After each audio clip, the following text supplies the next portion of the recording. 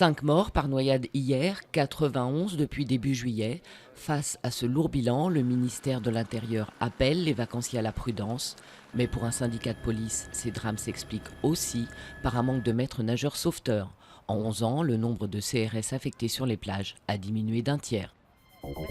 Écraser la rébellion avec une main de fer, pour Bachar al-Assad, c'est la seule solution pour résoudre le conflit qui secoue le pays depuis plus de 2 ans.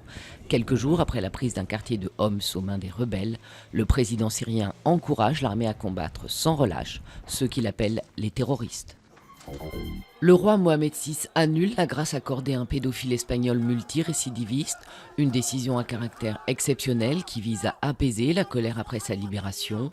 Depuis vendredi, les manifestations se multiplient, mais le prisonnier aurait déjà quitté le Maroc. Verdict attendu dans le procès controversé d'un réseau putschiste. Plusieurs dizaines d'accusés, dont des généraux et des journalistes, sont accusés d'avoir tenté de favoriser un coup d'État militaire contre le gouvernement Erdogan. Un procès qui s'apparente à une chasse aux sorcières, selon l'opposition. Ils veulent pouvoir virevolter dans le ciel à leur aise. En Chine, les rares propriétaires d'avions privés souhaitent obtenir l'ouverture de l'espace aérien chinois. En attendant, ils le confessent, leurs vols sont souvent clandestins.